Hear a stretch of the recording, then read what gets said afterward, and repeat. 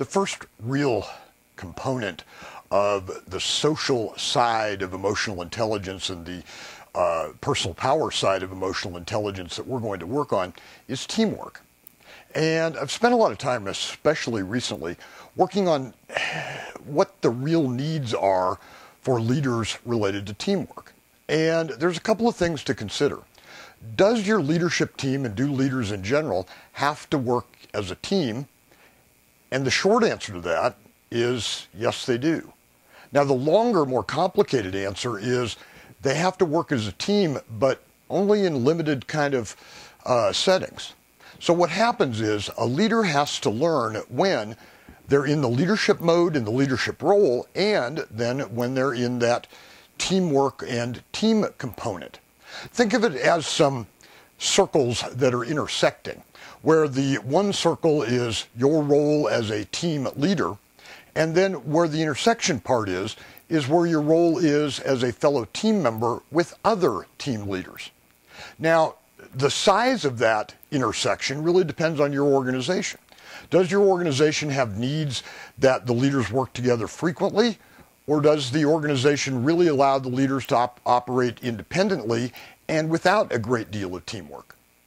Now, again, I can't define that for you, but it's something for you to look at. How big is that intersection that requires me to work with other leaders, and how big is my circle part where I kind of operate independently? Now, in those cases where you do have to work with other leaders, there is some significant things for you to consider. First of all is your job as role model. As your subordinates see you working with other leaders, is going to be their message in how they work among themselves and with other team members in your side of the organization. So be really cautious about the messages that you send about working with other departments and with other team leaders, because that's going to trickle down to your team. Another thing for you to consider is a kind of a really, really important concept that a lot of people struggle with, and that is called subordination of self-interest. Subordination of self-interest can be looked at in a couple of ways. First of all, if it's important to me personally, am I able to put that away and do right for the team or do right for the organization? Most people get that right. Now, where a lot of folks, a lot of leaders especially, struggle with is the subordination of self-interest related to the good of their team. So, for example, there is a group of leaders working together on a particular project to slim down and streamline a particular function in an organization where there's a lot of interdepartmental overlap. All of the discussion is well and good and everything is fine until it gets to the point that my team has to give up some full-time employees and reassign those to another area. Now, am I willing to do that and subordinate the self-interest of my little empire? Or am I going to entrench and fight back and push back on that particular piece? That's an example of not subordinating self-interest. A good, effective leader in a team environment is always going to look at that bigger, broader picture of what's good for the entire organization and put his or her own personal needs, or in that case, department needs, to the side. Really easily talked about.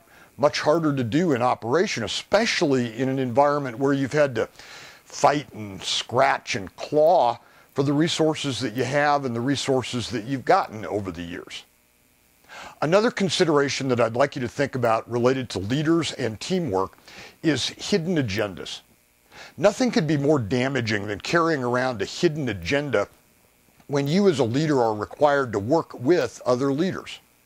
A hidden agenda is that kind of dynamic when you're really not interested in the particular outcome or the particular project that you're working on, but you're only interested in maybe, subverting the efforts of another leader or making another area look bad. That is a hidden agenda. Now, there are lots and lots of dynamics that go into effective teamwork, but those are a couple that really kind of challenge leaders on many, many levels. Now, again, just kind of to close this up, leaders don't have to be tremendous teamwork people all the time, but in those cases where they do have to work with other leaders, they do have to engage some very, very effective teamwork and team building and team dynamic skills.